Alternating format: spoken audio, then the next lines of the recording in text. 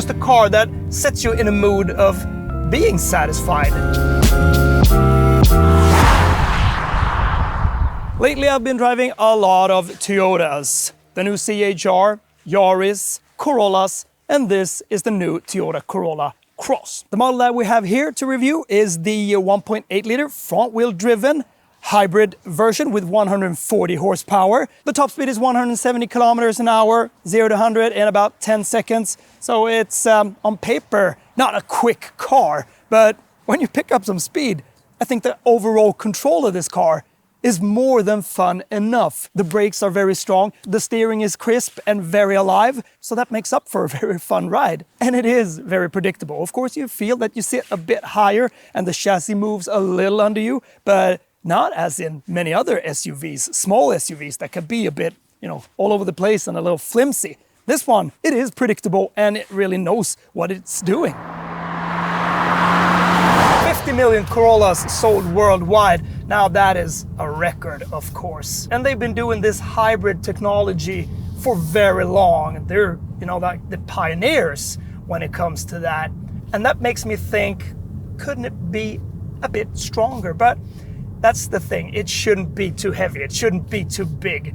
And you just need to adapt to it to become the best driver together with this car. And I like that somewhat because you get into it. People know that this car, it doesn't really, provide you with any thrills. It is on the very normal side of the car.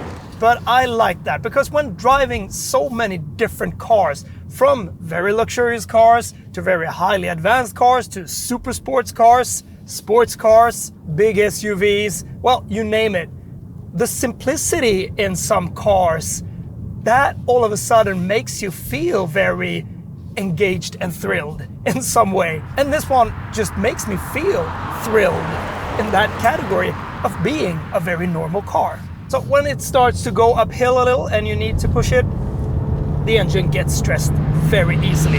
And there is an ambience of sound from that engine of being stressed almost all the time. Except when you're just driving flat and at lower speeds, and that battery helps you along the way. So it is a car that just gets your pulse lowered. And that's fine. Why do you need to rush every time? And why do you need that powerful acceleration and sporty feel? This just does the job from A to B. Combined consumption is 5 liters per 100 kilometers. Fair enough for this type of car that is a bit higher with a lot more drag than a lower one. But as I said, in some Corollas, I think that they could have squeezed that down a bit more. And that battery, well, it could have been a bit stronger so that fossil engine doesn't kick in. But that's the thing. And that's the match. That's the competition. You need to just be very calm. And in this car, you should drive calm. It becomes a lot more comfortable. It also becomes that type of competition to save those extra drops of fuel. So with the driving pattern that you might find as you commute or wherever you go, you might just hit a new record every day. There is a more powerful one with 190 horsepower. That's the 2-liter all-wheel drive I version. So you get that electric motor working a bit more on the rear wheels. Maybe it fits a car like this a little better with 4-wheel drive, especially up here where we get a lot of snow. So you get a little better traction. But that's what it is. It's a front-wheel driven car and it just behaves like one in this segment. And the space in here, well, it's just good enough. You don't have any panoramic roof. Well, I don't like that. My roof on my car just exploded the other day. That was not such a great experience. But anyhow, if you want some light into the cabin and you like that, well then, you can get a panoramic roof. It's a very maneuverable car. It's very easy to drive. You see every little bit of where you have it. And these big side mirrors, I love these. And turning around like this, no problem whatsoever. Very easy, very light, nice steering, some weight to it, but it's very direct. I like it. It's not like it's sluggish in any way. You can put it into B and you might think that that is regenerative. It hires the revs a bit in this CVT gearbox, So it's more that when you come to a downhill, it engine brakes a little. Maybe it gets a little better regeneration in that way, but it just brakes a little more, so you don't need to apply any pressure to the brakes. So it helps you when you go downhill. The suspension feels rather well set up. It's rather comfortable when driving on some rougher roads. It doesn't shake that much as it can do in some more lifted, small SUVs. So the comfort side and that suspension is just good. This one is the front-wheel driven version, 1.8 liter. It provides you with 140 horsepower. It's not very quick. It does decent 0 to 100 kilometers an hour in 9.9 to 10 seconds. And also the brakes, they don't feel, that regenerative, spongy, having some travel issues or something in between. They're just strong and work rather well. And the top speed is 170 kilometers an hour. The stronger one, 190 horsepower, well, that does 180 kilometers. But even in sport, it's a bit clunky in its response, the CVT and this engine. So let's put it into sport, or power as it's called in here. Let's see a little what's what. It is, as usual, a little uninspiring, but it kicks off a little. But the great thing is the steering. It's there. It's almost like the steering is a bit too quick for the car. Feels like it, leans on top. But the brakes are good, so, I think it doesn't become very boring, even though the speed, it doesn't, pick up that very much. Feels very Toyota in here, and what do I mean by that? Well, I just recognize everything in here, and it feels good. It doesn't thrill me in any way, doesn't make me excited, it just makes me feel comfortable knowing where everything is. And if we start off with the seats, I just like how they look. This gray fabric, and they are shaped well. Pattern here with the stitching. Looks neat. The base seat is well stuffed, soft enough, hard enough, keeps you in place, keeps you awake. You can move about a little in them. This backrest here, it's got enough space, but it still keeps you in place, so it has some sporty tone to it. The headrests, they look good, a bit hard maybe, and the overall look of it and the feel. Sure, it's a little plastic in some places, but that doesn't really bother me. Steering wheel, nice and thin, looks rather good. You get a good grip, and this thin feeling feels almost like in the GR86. So gives me a little sporty tone. But what I think is messy, if we come to this section here, are all these buttons. It's been like that for so many years in Lexus cars and in Toyota cars. They have a fascination for a lot of buttons, but it's not just them. Many other car manufacturers have that as well. And you know where you have all the buttons after a while.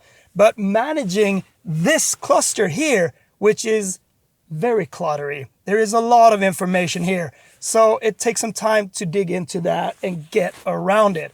When you do, well, then you're set, but it's nothing that you want to do on the road, because you can divide it into so many different layouts. You can have the consumption on the right side or the left side, how the battery works with the engine, your consumption, how you want to reset that. You need to dig in, you need to click OK. And to turn off some of the safety systems, well, you need to dig into this menu here.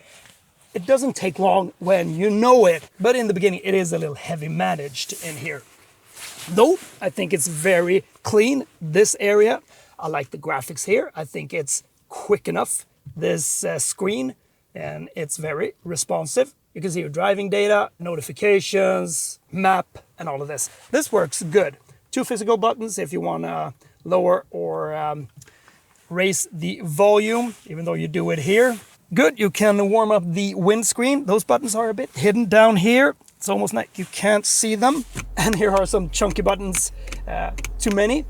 These buttons might feel a bit old, but I like it. It's a bit old school, and I think that it's a bit of an cool attitude keeping these chunky buttons. If you have the heated seats on and you step out and then you get back in, well, it's still there because you need to recenter it to turn it off. And in many cars, it resets it on its own because it's just the push of a button. I like that old school somehow. And you got a medium-sized Honest gear stick. That is just quick and responsive. Induction charger in here, just great. Cup holders, a little armrest. Rather good storage in the glove compartment. You can get an electric adjusted driver's seat, but I don't bother. You know, pushing, pumping, pulling a little here to get the seat set it correctly. It's just okay. You can get a panoramic roof as well in some higher trim levels, but do you really need it? Maybe. You want the light because it can feel, for some, a little claustrophobic in a smaller car if it becomes a little dark, especially in the back seat. But, you know, to me, I like just a solid roof. It becomes a little higher, so the space in here becomes a little better in that regard, even though you don't get the light. But a solid roof also makes it a bit more quieter in here. You also got the different drive modes. You got normal, you got power, and then you got eco. You'll be driving mostly in eco. And if you got some juice in your battery, you can push the EV button and you force it to drive in electric mode. Download the MyT app, and through your phone you can monitor a lot of things, like the climate control. If you want it preheated, you can get coaching on how to drive most effectively and how your consumption have been historically and many other things. So some extra equipment on this specific car is a plus package for 12,000 Swedish crowns. The trunk door is electrically maneuvered. You got safe exit assist, parking sensors in the front and the back, and dead angle blind spot monitor. So the total price for this 1.8 liter hybrid version with a front wheel drive in this package on is 391,900 Swedish crowns. And the starting price for this active trim level is 368,900 Swedish crowns. Base price for the active trim line is 352,900 Swedish crowns. And the top trim level executive version starts at 430,900 Swedish crowns. And then you can add on a little extra options on it, so it becomes a little more expensive. But in my mind, I think that this car, you can settle for the lowest trim line. You want this car as a daily driver for that small family, and I don't think that you need that much more. But maybe that's me, you know? Simplicity, I like that. Well, good space back here. Plastic feel, yeah, plastic feel, but that's what it is. But you get a cup holder here, electric windows, but a lot of space to put your feet underneath that seat. And maybe that's good that I can't get down that low. I'm sitting behind myself now, and I got plenty of space and also great space to the roof. So I don't think that it feels claustrophobic back here at all. And two cup holders here. So you can have two cups each or two cans each. Two USB-C ports down here. Outlets, ventilation outlets. In small SUVs like this, it's not that common that you have that, so that is just great. And you got ISOFIX for a kid's seat. And I also like that there is a perfect tilt back on the backrest.